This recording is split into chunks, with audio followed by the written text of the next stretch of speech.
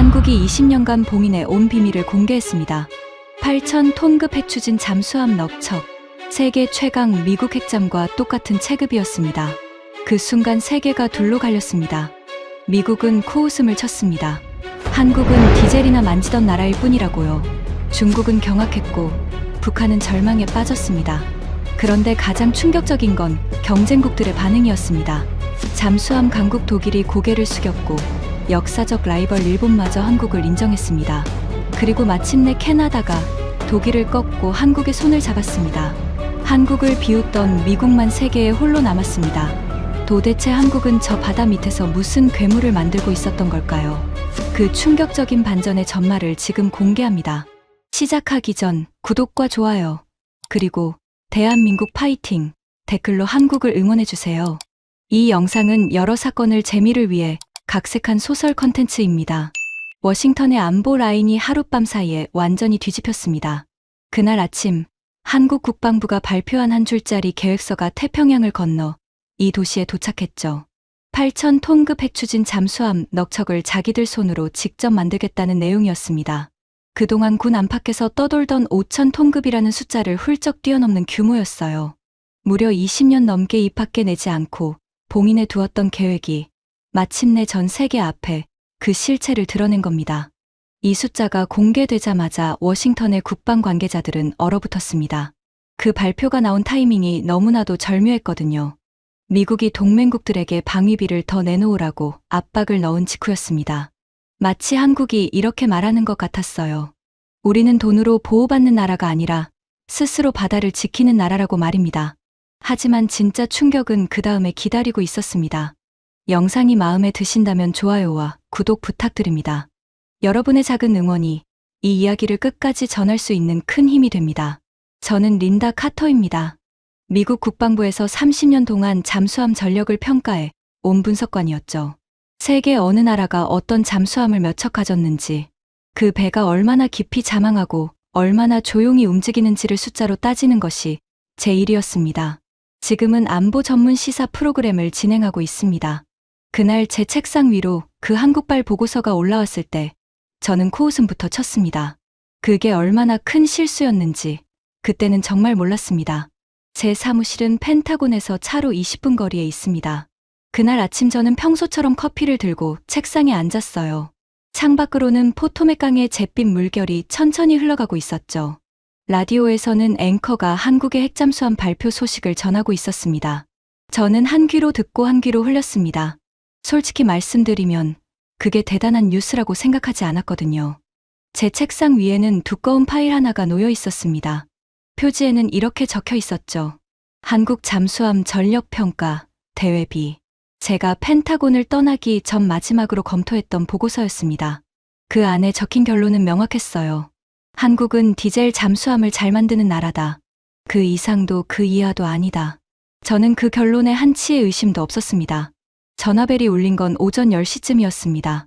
발신자를 확인한 순간 저는 입꼬리가 저절로 올라갔어요. 그레이엄 휘트모어, 제 펜타곤 시절 직속 상관이었던 사람이었습니다. 그는 은퇴 후 군수업체 고문으로 자리를 옮겼는데 여전히 워싱턴 안보계에서 영향력이 막강했죠. 린다, 그 우스운 발표 봤나? 수화기 너머로 그의 목소리가 들려왔습니다. 비웃음이 잔뜩 묻어 있었어요.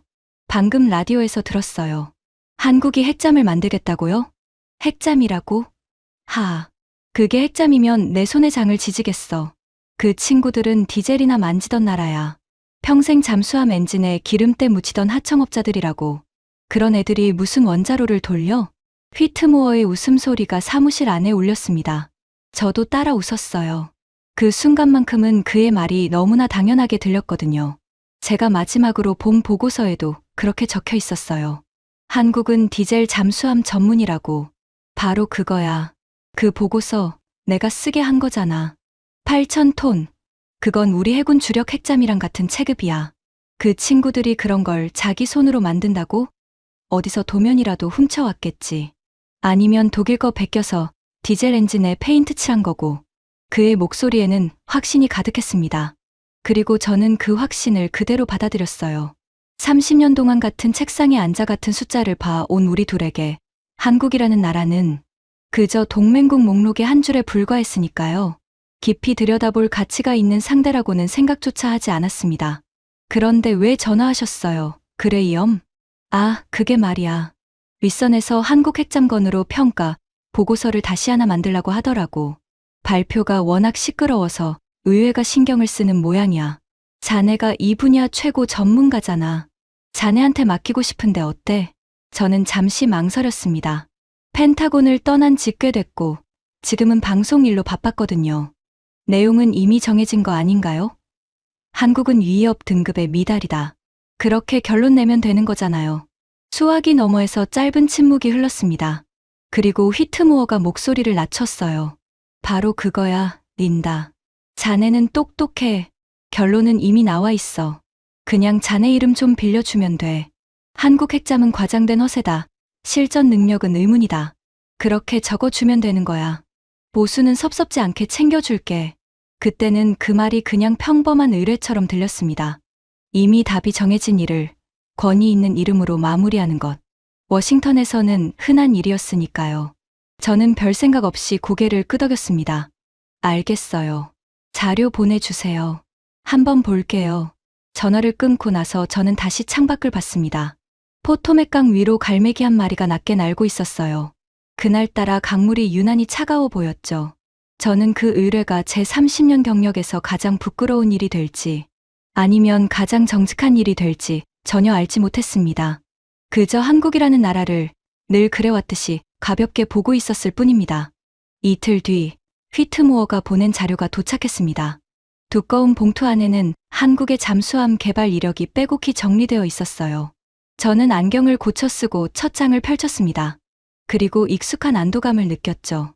제가 알던 그대로였거든요. 자료의 첫머리에는 이렇게 적혀 있었습니다. 한국은 1990년대까지 독일에서 잠수함 기술을 들여와 면허 생산을 시작했다. 처음에는 부품을 조립하는 수준이었고 점차 자체 건조로 발전했다. 저는 속으로 생각했어요. 그래, 결국 시작은 남의 기술을 빌린 거였잖아. 휘트모어가 별도로 붙여둔 메모도 있었습니다. 손글씨로 이렇게 적혀 있었죠.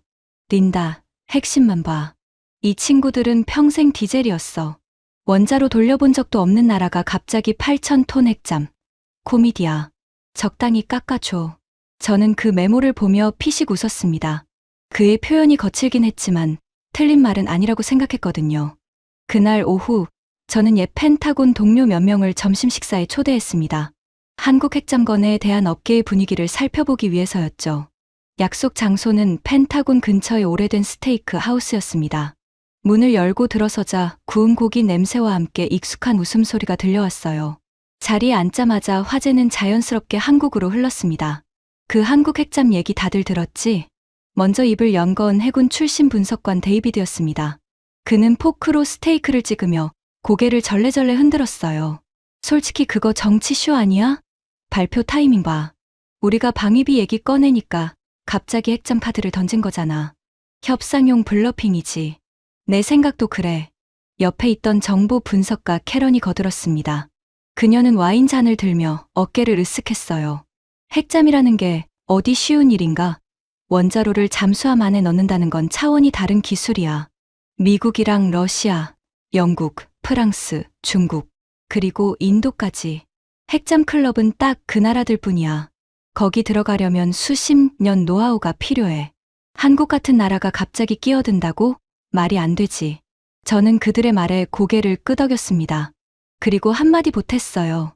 내가 본 자료로는 한국은 디젤 잠수함이 한 개야. 8,000톤이라는 숫자도 의심스러워. 아마 선체만 크게 만들고 안에는 별것 없을 거야. 겉만 핵잠인 거지. 제 말에 다들 웃음을 터뜨렸습니다. 식탁 위로 잔이 부딪히는 소리가 경쾌하게 울렸어요. 그 순간 우리는 마치 세상의 모든 답을 다 아는 사람들 같았습니다. 30년, 20년씩 이 바닥에서 굴러온 전문가들이었으니까요. 우리의 판단은 곧 워싱턴의 판단이었고 워싱턴의 판단은 곧 세계의 상식이라고 믿었습니다. 데이비드가 와인을 한 모금 마시더니 농담처럼 말했어요. 그래도 만약에 말이야. 한국이 진짜로 그걸 만든다면 그럼 우리 다 망신당하는 거 아니야? 걱정 마. 캐런이 손사래를 쳤습니다. 내가 30년간 봐왔는데 아시아의 작은 나라가 핵잠을 자력으로 만든 적은 단 한 번도 없었어. 역사가 증명하는 거야. 그런 일은 일어나지 않아. 저는 그 말에 동의하며 마지막 스테이크 조각을 입에 넣었습니다. 고기는 부드러웠고 입안에서 육즙이 퍼졌어요. 그날의 점심은 더없이 만족스러웠습니다. 우리는 한국이라는 나라를 식탁 위 농담거리로 가볍게 소비하며 그 자리를 즐겼습니다. 식사를 마치고 사무실로 돌아오는 길, 라디오에서 또 한국 핵잠 소식이 흘러나왔습니다. 이번에는 싱가포르에서 열린 한 안보 회의에서 미국 측 인사가 한국의 잠수함 계획을 언급했다는 내용이었어요. 그 인사가 한국의 핵잠을 두고 잠재적 적국의 전략적 딜레마를 안겨줄 능력이라고 평가했다는 겁니다. 저는 라디오를 끄려다 멈칫했습니다. 잠깐, 전략적 딜레마라고? 그건 우리 쪽 사람들이 진짜 강한 무기에만 쓰는 표현이었거든요. 하지만 저는 곧 고개를 저었습니다. 외교적 수사겠지. 동맹국 기분 맞춰주려는 빈말일 거야. 그렇게 결론 짓고 라디오를 꺼버렸습니다. 사무실에 돌아온 저는 노트북을 열고 보고서 초안을 쓰기 시작했습니다. 제목은 이미 정해져 있었어요. 한국 핵추진 잠수함 계획에 대한 능력평가. 첫 문단을 쓰는 데는 1분도 걸리지 않았습니다. 한국의 핵잠수함 계획은 기술적 실현 가능성이 낮으며 발표된 재원은 과장되었을 가능성이 높다. 한국의 잠수함 개발 역사는 재래식 디젤 추진에 국한되어 있으며 원자력 추진 분야의 독자 기술 축적은 확인되지 않는다. 키보드를 두드리는 손가락이 가벼웠습니다. 이미 답을 알고 쓰는 글이었으니까요. 저는 휘트모어가 원하는 결론을 향해 막힘없이 문장을 이어갔습니다. 그 보고서가 며칠 뒤 제 손에서 산산조각 날 거라고는 꿈에도 생각하지 못한 채 말입니다. 문제가 시작된 건 그날 저녁이었습니다. 보고서 초안을 절반쯤 썼을 때 저는 한 가지 사실을 깨달았어요. 결론을 확실하게 하려면 한국 핵잠이 왜 안 되는지를 구체적으로 증명해야 했습니다. 그냥 안 된다고 우기는 건 전문가의 글이 아니었으니까요. 30년 경력의 자존심이 그것만은 허락하지 않았습니다. 그래서 저는 한국의 실제 잠수함 재원 자료를 더 깊이 파보기로 했습니다. 한국이 그동안 만든 디젤 잠수함의 성능을 보면 핵잠의 한계도 분명히 드러날 거라고 생각했거든요. 디젤 기술이 형편없다면 핵잠은 더 형편없을 테니까요. 저는 펜타곤 시절 알고 지내던 자료 담당자에게 연락해 한국 잠수함에 공개된 운용 데이터를 받았습니다. 가장 최근에 한국이 진수한 잠수함들의 기록이었죠. 데이터를 화면에 띄워놓고 저는 비웃을 준비를 했습니다. 그런데 화면을 들여다보던 제 손이 멈췄습니다. 이상했어요. 한국의 최신 디젤 잠수함은 자망 지속 시간이 제가 예상한 것보다 훨씬 길었습니다. 일반적인 디젤 잠수함은 배터리를 충전하려면 주기적으로 수면 가까이 올라와야 합니다. 그때 적의 레이더에 걸리기 쉽죠. 그런데 한국 잠수함은 공기부료 추진이라는 기술을 써서 물 밑에 머무는 시간을 크게 늘려놓았더군요. 저는 안경을 고쳐 썼습니다. 한 번 더 숫자를 확인했어요. 잘못 본 게 아니었습니다. 이게 디젤 잠수함이라고? 혼잣말이 저절로 새어나왔습니다. 사무실은 조용했고 제 목소리만 공기 중에 떠다녔어요. 그뿐이 아니었습니다. 한국 잠수함의 정숙성, 그러니까 얼마나 조용하게 움직이는지를 나타내는 수치가 눈에 들어왔습니다. 잠수함에게 정숙성은 생명입니다. 소리가 새어나가면 적에게 위치를 들키고 그러면 끝장이니까요. 그런데 한국 잠수함의 소음 수준은 제가 알던 디젤 잠수함의 상식을 벗어나 있었습니다. 어떤 항목은 핵잠 보유국들의 최신 함정과 비교해도 손색이 없을 정도였어요. 저는 등받이에 몸을 기댔습니다. 심장이 평소보다 빠르게 뛰는 게 느껴졌어요. 이상한 일이었습니다. 분명히 자료를 깎아내릴 생각으로 열었는데 자료가 오히려 저를 깎아내리고 있었거든요. 그때 또 전화가 왔습니다. 휘트모어였어요. 린다, 보고서 잘 돼가? 빨리 마무리하자고. 의회가 다음 주에 청문회를 연다는데 그 전에 우리 보고서가 들어가야 해. 저는 화면에서 눈을 떼지 못한 채 대답했습니다. 그레이엄, 잠깐만요. 제가 지금 한국 잠수함 데이터를 보고 있는데요. 좀 이상해요. 이상하긴 뭐가 이상해. 그냥 디젤이잖아. 그게요. 디젤치고는 성능이 너무 좋아요.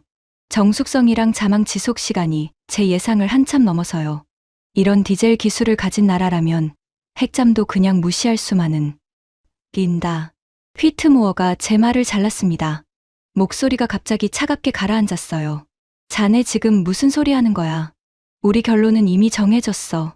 한국 핵잠은 과장이다. 그렇게 쓰기로 했잖아. 데이터 좀 좋게 나왔다고 흔들리면 안 돼. 그건 한국이 일부러 보여주려고 부풀린 숫자일 수도 있어. 저는 입술을 깨물었습니다. 그의 말에도 일리는 있었어요. 공개된 데이터는 얼마든지 포장될 수 있으니까요. 하지만 제 안에서 무언가가 자꾸 걸렸습니다. 30년 동안 잠수함 숫자를 봐온 직감이 이 데이터는 포장이 아니라고 속삭이고 있었거든요. 그레이엄, 저는 제 이름을 거는 보고서를 쓰는 거예요. 정확하게 검증하고 싶어요. 검증? 검증할 거 없어. 그냥 내가 말한 대로 써. 자네 보수가 어디서 나오는지 잊지 마. 그 말에 저는 잠시 할 말을 잃었습니다. 보수가 어디서 나오는지 잊지 마. 그 한마디가 제 귀에 거슬리게 박혔어요. 마치 제 양심의 값을 매기는 것 같았거든요. 30년을 펜타곤에서 정직하게 숫자와 씨름해 온 저에게 그건 모욕에 가까운 말이었습니다. 생각 좀 해볼게요. 저는 짧게 대답하고 전화를 끊었습니다. 손끝이 미세하게 떨리고 있었어요. 사무실 창밖은 이미 어두워져 있었습니다. 워싱턴의 야경이 멀리서 반짝였고 가로등 불빛이 거리를 노랗게 물들이고 있었죠. 저는 식어버린 커피를 한 모금 마셨습니다. 쓴맛이 혀끝에 오래 남았어요. 다시 화면으로 눈을 돌렸습니다. 한국 잠수함의 데이터가 여전히 거기 있었어요. 저를 비웃듯이 혹은 저에게 도전하듯이 말입니다. 저는 그 숫자들을 한참 동안 바라봤습니다. 문득 이런 생각이 들었어요. 만약 휘트모어가 틀렸다면, 만약 우리 모두가 틀렸다면, 만약 한국이 정말로 그 8,000톤짜리 괴물을 자기 손으로 만들고 있는 거라면 그 가정만으로도 등골이 서늘해졌습니다. 저는 결심했습니다. 휘트모어가 원하는 결론을 그냥 베껴 쓰지 않기로요. 제대로 검증하기로 했습니다. 한국 핵잠이 진짜인지 가짜인지 제 두 눈으로 직접 확인하기로 한 겁니다. 그게 제 직업윤리였고 제 30년의 자존심이었으니까요. 저는 노트북을 다시 열고 방금 쓴 보고서 초안을 전부 지워버렸습니다. 화면이 하얗게 비었어요. 그리고 새 문서의 첫 줄에 이렇게 적었습니다. 한국 핵추진 잠수함, 원점에서 재검토. 그 한 줄을 쓰는 순간 저는 알지 못했습니다. 이 재검토가 저를 어디까지 데려갈지를요. 제가 30년 동안 믿어온 모든 것이 앞으로 며칠 안에 산산이 무너져 내릴 거라는 사실을 말입니다. 다음 날 아침, 저는 한 통의 이메일을 받았습니다. 발신자는 제가 전혀 모르는 사람이었어요. 서명란에는 이렇게 적혀 있었습니다. 한국, 잠수함 설계 책임 엔지니어 서지훈. 이메일의 내용은 단 2줄이었습니다. 당신이 우리 잠수함을 평가하고 있다고 들었습니다. 진짜를 보고 싶다면 직접 오십시오. 저는 그 2줄을 몇 번이고 다시 읽었습니다. 심장이 쿵 내려앉았어요. 그들이 저를 부르고 있었습니다. 숨기는 게 아니라 오히려 직접 와서 보라고 말입니다. 그 자신감의 정체가 무엇인지 저는 확인해야만 했습니다. 저는 비행기에 올랐습니다. 서지훈이라는 한국 엔지니어가 보낸 2줄짜리 이메일이 결국 저를 태평양 건너편으로 끌고 간 겁니다. 직접 오라는 그 한마디가 며칠 동안 머릿속에서 떠나질 않았어요. 30년 동안 잠수함을 평가하면서 자기 잠수함을 직접 와서 보라고 당당하게 말한 나라는 단 한 곳도 없었거든요. 보통은 숨기기 바쁩니다. 그런데 한국은 정반대였어요. 비행기가 한국 남부의 도시에 내렸을 때는 이른 아침이었습니다. 공항 문을 나서자 바다 냄새가 코끝을 스쳤어요. 짭짤하고 비릿한, 그러면서도 어딘가 활기찬 냄새였습니다. 멀리 항구 쪽으로 거대한 크레인들이 줄지어 서 있는 게 보였죠. 그 규모에 저는 잠시 걸음을 멈췄습니다. 제가 알던 어떤 조선소보다도 컸거든요. 서지훈 박사는 약속 장소에 미리 나와 있었습니다. 40대 후반쯤으로 보이는 남자였어요. 작업복 차림에 안전모를 손에 들고 있었고 눈빛이 차분하면서도 단단했습니다. 그는 저에게 손을 내밀었어요. 먼 길 오셨습니다. 카터 분석관님. 와 주실 줄은 솔직히 몰랐습니다. 저는 그의 손을 잡았습니다. 손바닥이 거칠었어요. 책상 물림의 손이 아니라 현장에서 단련된 손이었습니다. 저도 제가 올 줄 몰랐어요. 그쪽 이메일이 워낙 도발적이어서요. 서 박사가 옅게 웃었습니다. 도발이 아니라 자신감입니다. 보시면 압니다. 그가 저를 안내한 곳은 조선소 안쪽의 거대한 건조 시설이었습니다. 보안 검색을 몇 단계나 통과한 뒤 우리는 천장이 까마득하게 높은 건물 안으로 들어섰어요. 그리고 그 순간 저는 숨을 멈췄습니다. 거기 잠수함이 있었습니다. 아직 완성되지 않은 선체였지만 그 크기가 압도적이었어요. 검은 강철 덩어리가 거대한 고래처럼 누워 있었습니다. 작업자들이 그 위로 개미처럼 매달려 용접을 하고 있었고 불꽃이 사방으로 튀었죠. 쇠를 깎는 날카로운 소리와 기계의 진동음이 건물 전체를 채우고 있었습니다. 공기 중에는 쇠 냄새와 기름 냄새, 그리고 용접할 때 나는 매캐한 냄새가 뒤섞여 있었어요. 저는 그 선체를 올려다보며 입을 열었습니다. 이게 그 8,000톤급인가요? 맞습니다. 서 박사가 고개를 끄덕였습니다. 넉척 중 첫 번째입니다. 지금 보시는 건 압력 선체입니다. 깊은 바다의 수압을 견뎌야 하는 핵심 구조죠. 저는 미간을 찌푸렸습니다. 머릿속에서 휘트모어의 목소리가 들리는 것 같았어요. 그냥 선체만 크게 만들고 안에는 별것 없을 거야. 겉만 핵잠인 거지. 저는 그 말을 떠올리며 일부러 냉정한 목소리로 물었습니다. 선체는 크네요. 그런데 안에 들어갈 추진 기관은요? 진짜 원자로를 넣는 건가요? 아니면 디젤 엔진을 넣고 핵잠이라고 부르는 건가요? 제 질문에는 가시가 돋아 있었습니다. 저는 그가 당황하기를 기대했어요. 말을 더듬거나 얼버무리거나 화제를 돌리기를요. 그래야 제 보고서의 결론이 맞아떨어지니까요. 그런데 서 박사는 조금도 동요하지 않았습니다. 오히려 제 눈을 똑바로 보며 이렇게 말했어요. 분석관님, 디젤 엔진은 아무리 크게 만들어도 8,000톤을 움직일 수 없습니다. 그 정도 배수량을 가진 잠수함을 장기간 물속에서 운용하려면 원자로 말고는 답이 없습니다. 그건 분석관님이 더 잘 아시지 않습니까? 저는 순간 말문이 막혔습니다. 그의 말이 맞았거든요. 8,000톤짜리 잠수함을 디젤로 움직인다는 건 기술적으로 어불성설이었습니다. 제가 그걸 모를 리 없었어요. 그런데도 저는 한국이라면 그런 무리한 일을 벌일 거라고 근거도 없이 단정하고 있었던 겁니다. 서 박사가 말을 이었습니다. 따라오시죠. 추진기관 설계도를 보여드리겠습니다. 그래야 의심이 풀리실 테니까요. 그를 따라 걷는 동안 저는 묘한 불안감을 느꼈습니다. 비웃으러 왔는데 비웃을 거리가 점점 사라지고 있었거든요. 발걸음을 옮길 때마다 그 불안감이 조금씩 커졌습니다. 설계실에 들어서자 벽면 가득 도면이 펼쳐져 있었습니다. 서 박사가 그중 하나를 가리켰어요. 잠수함의 단면도였습니다. 저는 가까이 다가가 들여다봤습니다. 그리고 한 부분에서 시선이 멈췄어요. 추진기관 구역이었습니다. 거기에는 분명히 원자로가 그려져 있었어요. 디젤 엔진이 아니었습니다. 작지만 정교하게 설계된 원자로였죠. 저는 도면에서 눈을 떼지 못한 채 중얼거렸습니다. 이건 디젤이 아니네요. 네, 디젤이 아닙니다. 서 박사가 담담하게 대답했습니다. 저는 그 도면을 한참 동안 바라봤습니다. 심장이 평소보다 빠르게 뛰는 게 느껴졌어요. 제가 한국에 대해 알던 모든 것이 그 한 장의 도면 앞에서 흔들리기 시작했습니다. 이건 뭐지? 도대체 이 나라는 뭐지? 저는 그 질문을 속으로 삼키며 다음 방으로 향하는 서 박사의 뒤를 따랐습니다. 다음 방은 운용 데이터를 분석하는 곳이었습니다. 벽에는 거대한 화면이 여러 개 걸려 있었고 그 위로 각종 수치와 그래프가 떠 있었어요. 서 박사가 그중 하나를 가리키며 설명을 시작했습니다. 이 잠수함의 핵심은 단순히 크기가 아닙니다. 작전 반경입니다. 디젤 잠수함은 연료 때문에 멀리 나가지 못합니다. 하지만 핵추진 잠수함은 다릅니다. 한 번 출항하면 몇 달이고 물속에 머물 수 있죠. 연료를 다시 채울 필요가 없으니까요. 저는 화면에 뜬 작전 반경 지도를 봤습니다. 그리고 눈을 의심했어요. 그 잠수함의 활동 범위는 한반도 인근에 머무는 수준이 아니었습니다.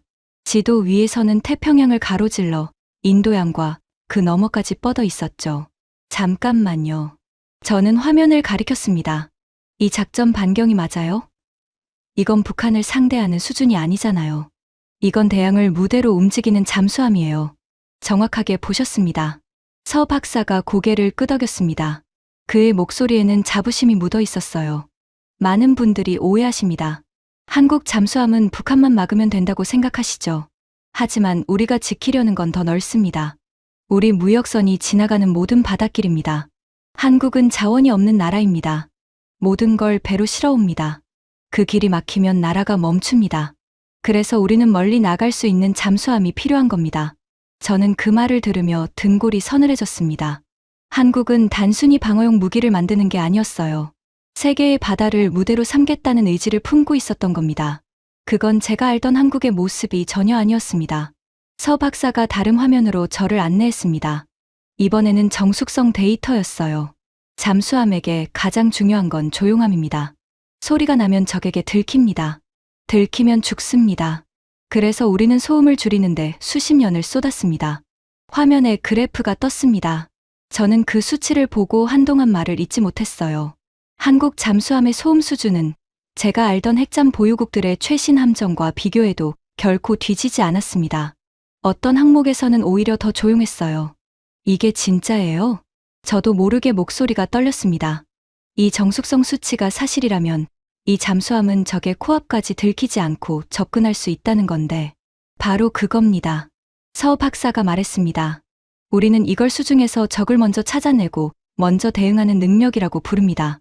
적이 우리를 발견하기 전에 우리가 먼저 적을 잡는 거죠. 그러려면 조용해야 하고 오래 잠겨 있어야 하고 멀리 나갈 수 있어야 합니다. 이 잠수함은 그 세 가지를 모두 갖추고 있습니다. 저는 화면 앞에서 한참을 서 있었습니다. 머릿속이 복잡했어요. 워싱턴의 스테이크 하우스에서 동료들과 나눴던 대화가 떠올랐습니다. 겁만 핵잠일 거야. 선체만 크고 안에는 별것 없을 거야. 우리는 그렇게 비웃었죠. 잔을 부딪히며 한국을 농담거리로 삼았습니다. 그런데 지금 제 눈앞에 있는 건 농담이 아니었습니다. 저는 떨리는 손으로 수첩을 꺼냈습니다. 데이터를 받아 적기 시작했어요. 적으면 적을수록 제 손이 더 떨렸습니다. 이 숫자들은 제가 쓴 보고서 초안을 한 줄도 남김없이 부정하고 있었거든요. 한국의 핵잠은 과장되었다. 기술적 실현 가능성이 낮다. 그렇게 적었던 제 문장들이 지금 제 눈앞에서 산산조각 나고 있었습니다. 서 박사가 제 표정을 살피더니 조용히 물었습니다. 분석관님, 괜찮으십니까? 안색이 좋지 않으십니다. 저는 고개를 들었습니다. 그리고 솔직하게 대답했어요. 솔직히 말할게요. 저는 여기 한국 잠수함을 깎아내리려고 왔어요. 보고서에 그렇게 쓰기로 되어 있었거든요. 그런데 지금 제가 본 건 제가 쓴 글을 전부 거짓말로 만들고 있어요. 서 박사는 잠시 저를 바라봤습니다. 그리고 천천히 입을 열었어요. 카터 분석관님, 저는 분석관님이 거짓말쟁이라고 생각하지 않습니다. 다만 잘못된 정보를 받으셨을 뿐이죠. 많은 나라가 한국을 과소평가합니다. 우리는 그걸 탓하지 않습니다. 대신 보여드립니다. 진실은 데이터에 있으니까요. 그의 말에는 어떤 원망도 없었습니다. 오히려 담담한 자신감이 느껴졌어요. 그 담담함이 저를 더 부끄럽게 만들었습니다. 저는 수첩을 덮었습니다. 그리고 한 가지 사실을 인정할 수밖에 없었어요. 한국은 제가 생각하던 나라가 아니었습니다. 이건 시작에 불과했고 저는 더 깊이 들어가야만 했습니다. 다음은 뭘 보여주실 건가요? 제 질문에 서 박사가 옅게 웃었습니다. 가장 중요한 걸 보여드리겠습니다. 이 모든 의심을 끝내줄 곳으로 가시죠. 원자로 설계실입니다. 원자로 설계실은 가장 깊은 곳에 있었습니다. 문을 열고 들어가려면 또 한 번 보안 절차를 거쳐야 했어요. 서 박사가 카드를 대자 두꺼운 철문이 묵직한 소리를 내며 열렸습니다. 안으로 들어서자 서늘한 공기가 피부에 닿았어요. 다른 방들과 달리 이곳은 조용했습니다. 기계 소리도 용접 소리도 들리지 않았죠. 오직 낮게 우문거리는 환기 장치 소리만 들릴 뿐이었습니다. 방 가운데에는 거대한 모형이 놓여 있었습니다. 잠수함에 들어갈 소형 원자로의 실물 크기 모형이었어요. 저는 그 모형 앞으로 다가갔습니다. 가까이서 보니 그 정교함에 절로 감탄이 나왔어요. 하지만 저는 아직 의심을 버리지 못하고 있었습니다. 그래서 마지막 카드를 꺼냈어요. 서 박사님, 솔직하게 묻겠어요. 이 원자로 설계 어디서 가져온 거예요? 미국 거예요? 아니면 프랑스나 러시아 거예요? 핵잠 원자로 기술은 극소수 나라만 가지고 있어요. 한국이 갑자기 이런 걸 만들 수는 없어요. 누군가의 설계를 베꼈겠죠. 제 목소리에는 다시 가시가 돋아 있었습니다. 휘트모어의 마지막 방어선이 제 입을 통해 나오고 있었던 거예요. 어디서 도면이라도 훔쳐왔겠지. 독일 거 베꼈겠지. 저는 그 말에 마지막 희망을 걸고 있었습니다. 베낀 거라면 그래도 제 보고서를 일부는 살릴 수 있으니까요. 서 박사는 제 말을 끝까지 들었습니다. 그리고 천천히, 아주 천천히 고개를 저었어요. 분석관님, 한 가지 알려드릴 게 있습니다.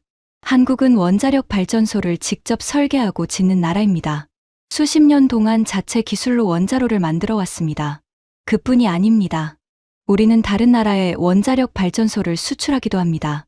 우리에게 원자로 기술은 빌려오는 기술이 아니라 빌려주는 기술입니다. 저는 그 말에 한 대 얻어맞은 기분이었습니다. 미처 생각하지 못했던 부분이었거든요. 저는 한국을 디젤 잠수함이라는 좁은 틀에 가둬놓고만 봤지. 그 나라가 원자력이라는 거대한 산업을 이미 손에 쥐고 있다는 사실은 떠올리지도 못했습니다. 서 박사가 모형을 가리키며 설명을 이었습니다. 발전소용 원자로는 큽니다. 땅 위에 짓는 거니까요. 하지만 잠수함에 넣으려면 작아야 합니다. 그게 가장 어려운 부분이죠. 우리는 발전소 기술을 바탕으로 그걸 잠수함 안에 들어갈 만큼 작게 줄였습니다. 거기에 우리가 수십 년 쌓은 조선 기술과 잠수함 운용 경험을 합쳤죠. 발전소 기술, 조선 기술, 잠수함 기술. 이 세 가지를 모두 가진 나라는 세계에서도 손에 꼽습니다. 한국은 그 중 하나입니다. 저는 모형을 다시 바라봤습니다. 이번에는 다른 눈으로요. 그건 베낀 물건이 아니었습니다. 한국이라는 나라가 수십 년 동안 쌓아온 모든 기술이 그 작은 원자로 안에 응축되어 있었던 겁니다. 저는 마지막으로 한 가지를 확인하고 싶었습니다. 이걸 증명할 수 있어요? 독자 설계라는 걸요? 서 박사가 고개를 끄덕였습니다. 그는 옆에 있던 자료처를 가져와 펼쳤어요. 그 안에는 원자로 개발 과정이 단계별로 기록되어 있었습니다. 초기 설계부터 시험, 수정, 다시 시험으로 이어지는 수많은 기록이었죠. 실패의 흔적도 고스란히 담겨 있었어요. 베낀 설계라면 있을 수 없는 시행착오의 역사였습니다. 저는 그 기록들을 한 장 한 장 넘겨봤습니다. 손끝이 떨렸어요. 이건 진짜였습니다. 한국은 정말로 자기 손으로 처음부터 끝까지 이 원자로를 만들어낸 거였습니다. 저는 자료철을 덮고 잠시 눈을 감았습니다. 머릿속에서 워싱턴의 목소리들이 와르르 무너지는 소리가 들리는 것 같았어요. 한국은 디젤이나 만지던 나라야. 평생 기름때나 묻히던 하청업자들이야.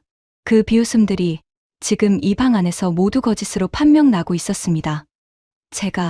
저는 눈을 뜨고 입을 열었습니다. 목소리가 잠겨 있었어요. 제가 틀렸어요. 완전히 틀렸어요. 한국은 디젤이나 만지는 나라가 아니에요. 이건 세계 최고 수준이에요. 서 박사는 아무 말도 하지 않았습니다. 그저 조용히 고개를 끄덕일 뿐이었어요. 그 침묵이 100마디 말보다 더 무겁게 다가왔습니다. 그때였습니다. 설계실 문이 열리더니 한 남자가 들어왔어요. 서양인이었습니다. 키가 크고 어깨가 넓은 중년 남자였죠. 그의 얼굴을 본 순간 저는 깜짝 놀랐습니다.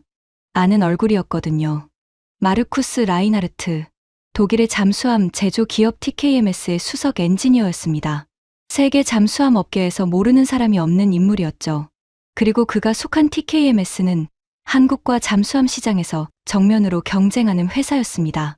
저는 어리둥절했습니다. 경쟁사의 수석 엔지니어가 왜 한국 잠수함 설계실에 있는 거지? 마르쿠스는 저를 보더니 가볍게 고개를 숙였습니다. 그리고 서 박사에게 독일식 억양이 섞인 목소리로 말했어요. 서 박사님, 또 신세를 지는군요. 카터 분석관님도 오셨네요.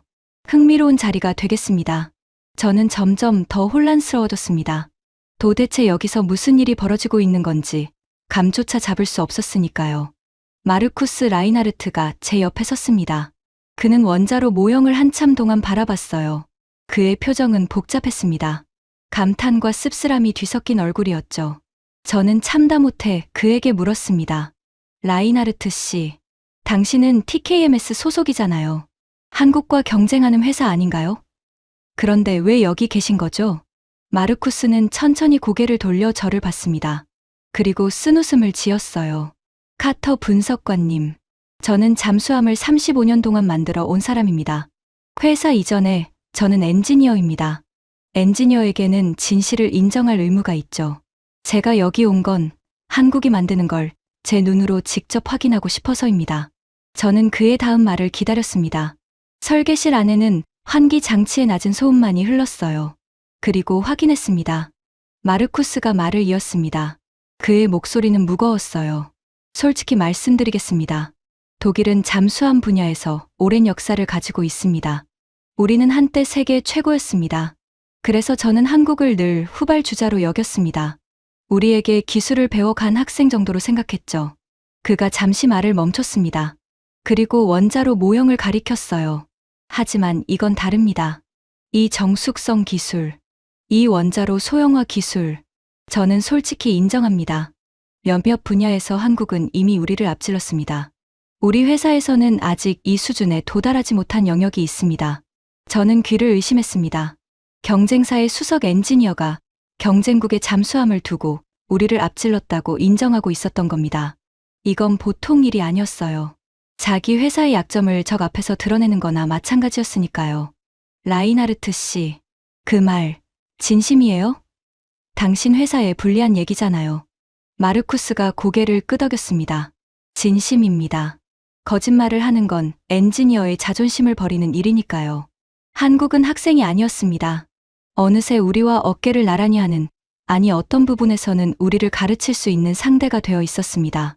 저는 그걸 인정하는 게 부끄럽지 않습니다. 오히려 인정하지 못하는 게 부끄러운 일이죠. 저는 마르쿠스의 얼굴을 바라봤습니다. 그의 눈빛에는 거짓이 없었어요. 진짜 엔지니어만이 가질 수 있는 진실에 대한 존중이 담겨 있었습니다. 그리고 그 순간 저는 제 자신이 한없이 작게 느껴졌어요. 경쟁사의 엔지니어조차 솔직하게 인정하는 사실을 저는 돈 몇 푼에 부정하려 했으니까요. 서 박사가 조용히 말을 보탰습니다. 라인하르트 씨는 우리 경쟁자입니다. 하지만 저는 그분을 존경합니다. 진실 앞에서 정직한 사람이니까요. 우리는 시장에서 경쟁하지만 서로의 실력은 인정합니다. 그게 진짜 엔지니어들의 세계입니다. 그날 저녁, 저는 더 충격적인 장면을 목격했습니다. 서 박사가 저를 작은 회의실로 안내했어요. 거기서 화상회의가 진행되고 있었습니다. 화면 속에는 동아시아의 다른 나라 사람이 있었어요. 나중에 알고 보니 일본의 전직 해상 방위 간부였습니다. 잠수함 작전을 오래 지휘했던 인물이라고 했어요. 일본과 한국은 역사적으로 복잡한 관계입니다. 라이벌 의식이 강한 두 나라죠. 그래서 저는 그 일본 간부가 한국 잠수함을 깎아내릴 거라고 예상했습니다. 경쟁국이니까요. 그런데 화면 속 그 노년의 일본 간부는 제 예상과 정반대의 말을 했습니다. 저는 평생 한국을 경쟁자로 봐왔습니다. 솔직히 인정하기 싫었습니다. 하지만 이번 잠수함은 다릅니다. 한국의 기술은 우리가 생각했던 수준을 넘어섰습니다. 같은 바다를 쓰는 이웃으로서 저는 한국의 성취를 인정합니다. 인정하지 않는 건 비겁한 일입니다. 저는 그 말을 들으며 온몸에 소름이 돋았습니다.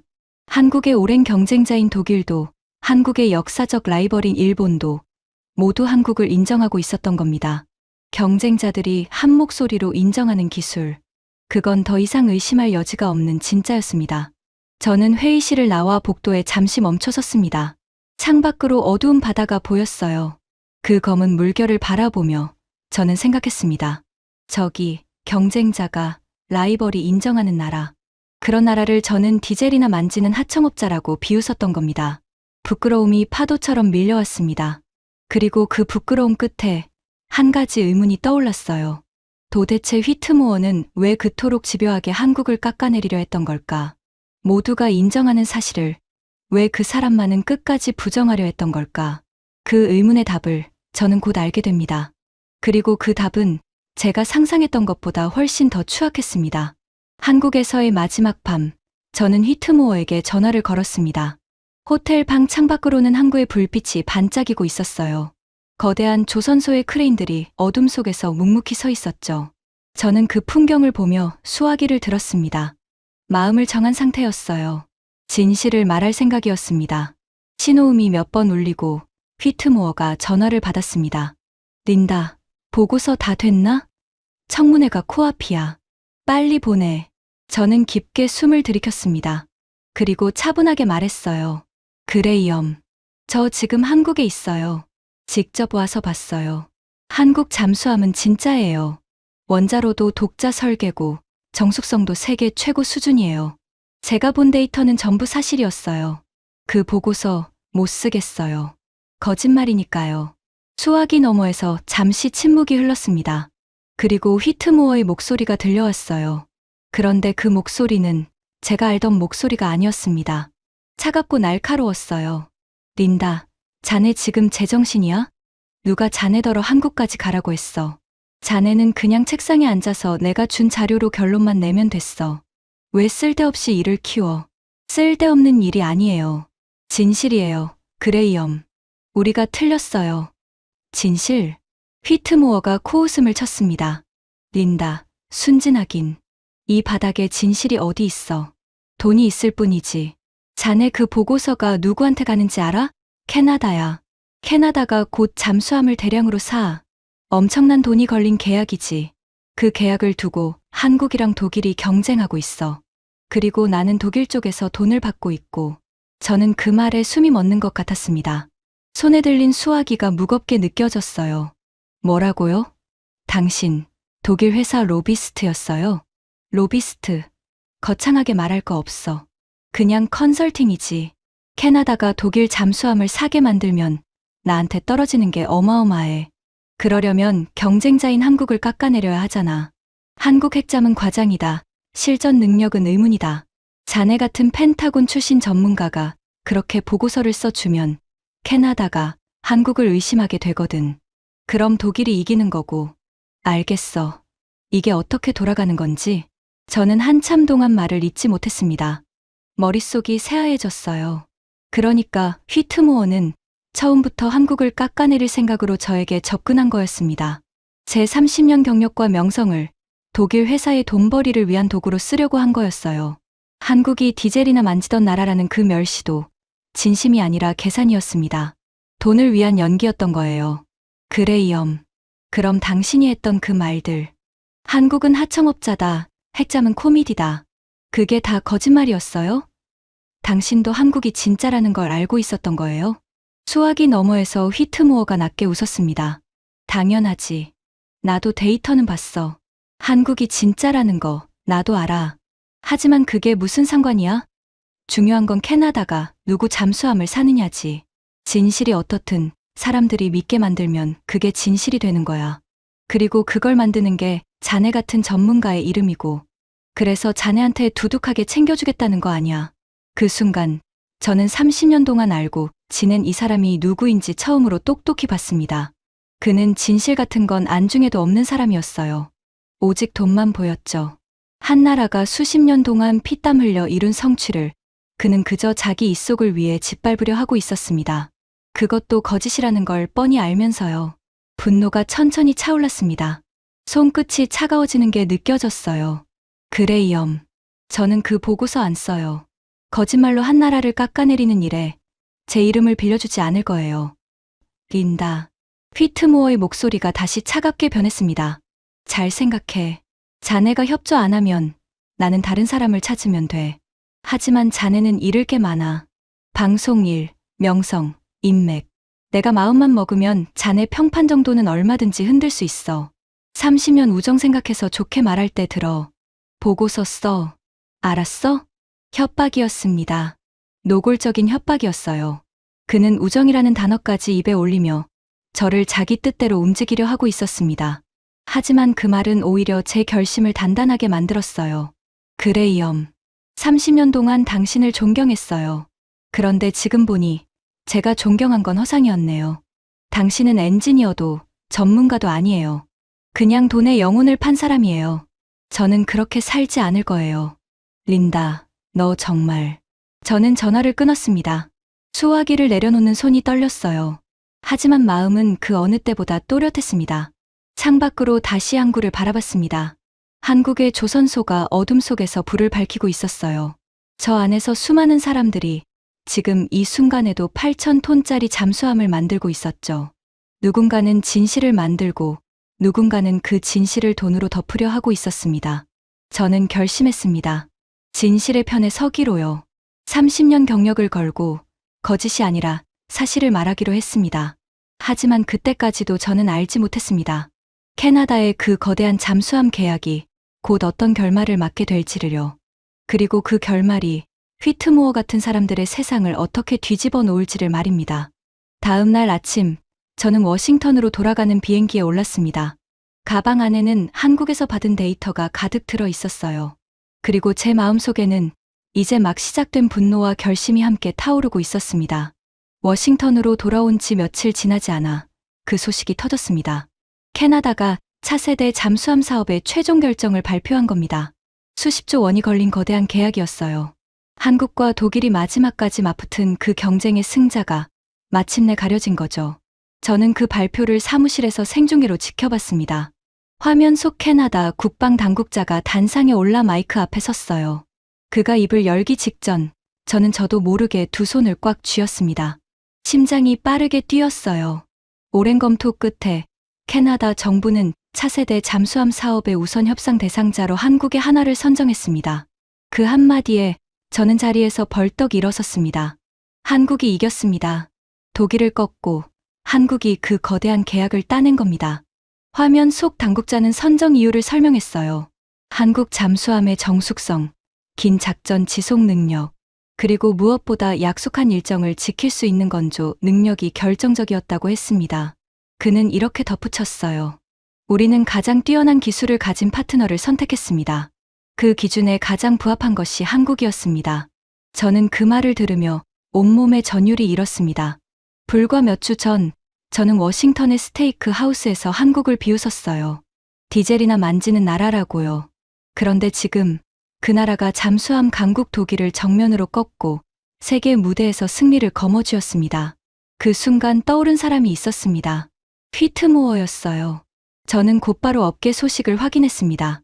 그리고 알게 됐죠. 휘트모어의 계획이 완전히 무너졌다는 걸요. 그가 그토록 밀어붙이려 했던 독일의 승리는 물거품이 됐습니다. 그뿐이 아니었어요. 그가 뒤에서 한국을 깎아내리는 보고서를 사주하고 다녔다는 사실이 업계에 조금씩 새어나가기 시작했습니다. 진실을 알면서도 돈을 위해 거짓을 퍼뜨린 그의 행동이 이제 그의 발목을 잡고 있었던 거죠. 며칠 뒤 저는 마르쿠스 라인하르트에게서 연락을 받았습니다. 패배한 독일 회사의 수석 엔지니어가 직접 저에게 전화를 걸어온 거예요. 저는 조심스럽게 수화기를 들었습니다. 라인하르트 씨, 결과는 들었어요. 마음이 어떠세요? 수화기 너머에서 그가 조용히 웃었습니다. 패배의 씁쓸함이 묻어 있었지만 어딘가 후련한 웃음이기도 했어요. 아쉽습니다. 정말 아쉽죠. 하지만 카터 분석관님, 저는 결과에 승복합니다. 한국은 정정당당하게 이겼습니다. 더 좋은 기술을 가진 쪽이 이긴 겁니다. 그게 공정한 경쟁이죠. 저는 한국을 축하합니다. 저는 그의 말에 고개를 끄덕였습니다. 그리고 한 가지를 깨달았어요. 같은 패배 앞에서도 마르쿠스와 휘트모어는 정반대였습니다. 마르쿠스는 진실을 인정하고 상대를 축하했어요. 하지만 휘트모어는 진실을 부정하고 거짓으로 상대를 짓밟으려 했죠. 진짜 전문가와 가짜 장사꾼의 차이가 그렇게 선명하게 드러났습니다. 라인하르트 씨, 당신 같은 분이 진짜 엔지니어예요. 저는 당신을 존경해요. 고맙습니다. 카터 분석관님. 그리고 한 가지 부탁이 있습니다. 분석관님은 진실을 보셨습니다. 부디 그 진실을 세상에 알려주십시오. 한국이 무엇을 이뤘는지 정직하게 말입니다. 전화를 끊고 저는 창밖을 바라봤습니다. 포토맥 강이 햇빛을 받아 반짝이고 있었어요. 마르쿠스의 부탁이 제 마음속에 무겁게 남았습니다. 진실을 알려달라는 그 말이요. 저는 알고 있었습니다. 이제 제가 무엇을 해야 하는지를요. 캐나다의 결정 이후 워싱턴의 분위기는 완전히 달라졌습니다. 며칠 전까지만 해도 한국을 가볍게 보던 사람들이 갑자기 입을 다물었어요. 펜타곤 안에서도 기류가 바뀌기 시작했습니다. 저는 옛 동료들에게서 연락을 받았어요. 그 스테이크 하우스에서 함께 한국을 비웃던 데이비드와 캐런이었습니다. 데이비드가 먼저 전화를 걸어왔어요. 그의 목소리는 며칠 전과 딴판이었습니다. 린다, 자네 한국 다녀왔다며? 솔직히 말해봐. 그 잠수함, 진짜야? 저는 차분하게 대답했습니다. 진짜야, 데이비드. 내가 두 눈으로 직접 봤어. 우리가 틀렸어. 완전히 틀렸지. 수화기 너머에서 한숨 소리가 들렸습니다. 이거 큰일이네. 우리 분석이 다 잘못됐다는 거잖아. 위에서 난리야. 어떻게 한국이 핵잠을 자력으로 만드는데 펜타곤이 그걸 과소평가했냐고. 그 통화 이후 더 놀라운 일이 벌어졌습니다. 미국 국방당국 안에서 한국의 잠수함 기술을 배워야 한다는 목소리가 나오기 시작한 거예요. 특히 정숙성 분야와 원자로 소형화 기술에서 한국과 협력할 방법을 찾아보자는 검토가 시작됐다고 했습니다. 저는 그 소식을 듣고 한동안 멍하니 앉아 있었습니다. 제가 30년 동안 일했던 펜타곤이었어요. 그곳은 늘 세계 최고라는 자부심으로 가득한 곳이었습니다. 미국이 정점이고 다른 나라들은 미국을 따라오는 입장이라고 모두가 믿었죠. 저 역시 그 믿음 속에서 살아왔습니다. 그런데 지금 그 믿음이 뒤집히고 있었습니다. 미국이 한국에게 배우려 하고 있었어요. 따라오던 나라가 아니라 앞서가는 나라로서의 한국에게요. 이건 단순히 잠수함 하나의 문제가 아니었습니다. 세계의 질서가 바다 밑에서부터 바뀌고 있다는 신호였어요. 저는 문득 서지훈 박사가 했던 말을 떠올렸습니다. 우리에게 원자로 기술은 빌려오는 기술이 아니라 빌려주는 기술입니다. 그때는 그 말이 그저 자신감으로만 들렸어요. 하지만 지금 보니 그건 자신감이 아니라 사실이었습니다. 한국은 이제 기술을 받는 나라가 아니라 기술을 주는 나라가 되어 있었던 겁니다. 그 사이 휘트모어의 추락은 계속됐습니다. 그가 독일 회사의 돈을 받고 거짓 보고서를 사주했다는 사실이 결국 공개적으로 드러났어요. 그를 믿고 일을 맡겼던 사람들이 하나둘 등을 돌렸습니다. 평생 쌓아온 그의 인맥과 명성은 거짓이 밝혀지는 순간 모래성처럼 무너졌죠. 저는 그가 마지막으로 보낸 문자 메시지를 봤습니다. 거기엔 이렇게 적혀 있었어요. 린다, 자네가 보고서만 써줬어도 이렇게까지 안 됐어. 다 자네 탓이야. 저는 그 메시지를 한참 동안 바라봤습니다. 그리고 답장하지 않았어요. 그는 끝까지 자기 잘못을 인정하지 않았습니다. 진실 앞에서 정직했던 마르쿠스와는 정말 끝까지 달랐죠. 저는 조용히 휴대전화를 내려놓았습니다. 이제 거짓의 시대는 저물고 있었습니다. 그리고 저는 진실의 편에서 마지막 한 걸음을 내디딜 준비를 하고 있었어요. 제 방송이 바로 그 무대였습니다. 그날 저녁, 저는 생방송 스튜디오에 앉아 있었습니다. 조명이 환하게 켜졌고 카메라의 빨간 불빛이 저를 향했어요.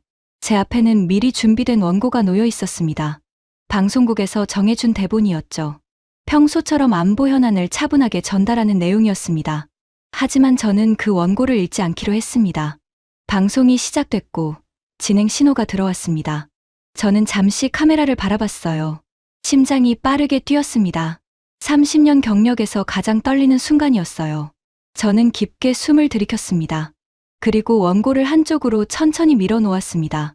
스튜디오 안이 술렁였어요. 제작진이 당황한 게 느껴졌습니다. 하지만 저는 멈추지 않았어요. 카메라를 똑바로 바라보며 저는 입을 열었습니다.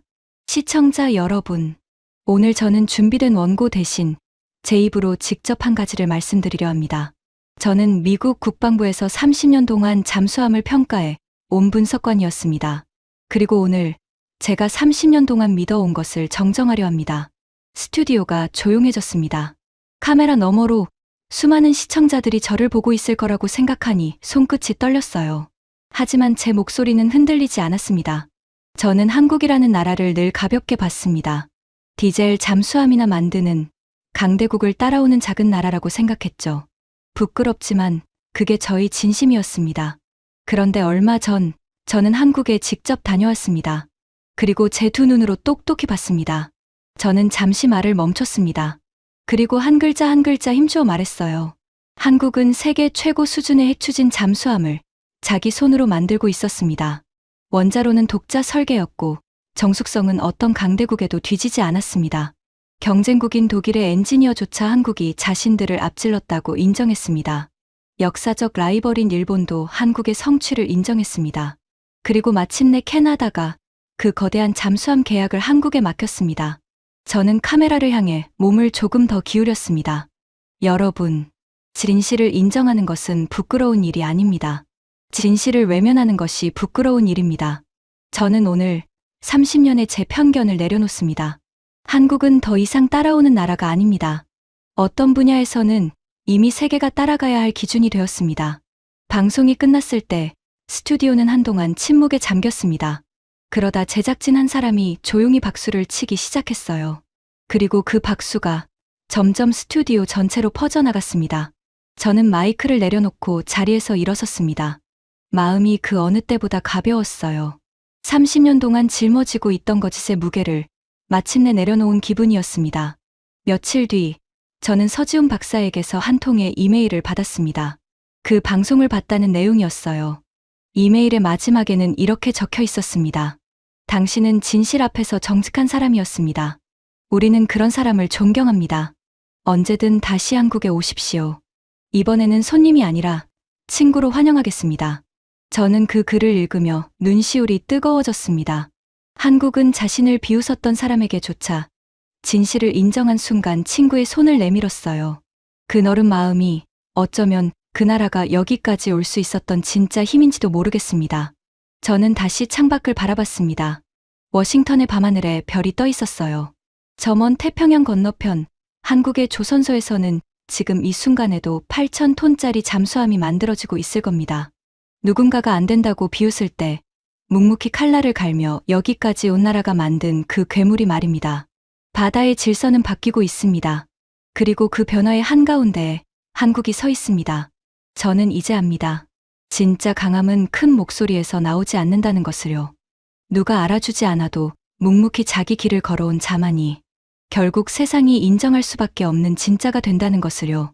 한국이 그것을 증명했습니다. 지금까지 미국 펜타곤 분석관 린다 카터가 한국에서 마주한 충격적인 이야기였습니다. 누가 알아주지 않아도 묵묵히 칼날을 갈며 여기까지 온 대한민국. 세계가 비웃던 그 나라가 이제는 세계가 따라가야 할 기준이 되었습니다. 이 자랑스러운 이야기가 더 많은 분들의 가슴에 닿을 수 있도록 널리 공유해 주세요. 작은 자부심이 모이면 큰 힘이 됩니다.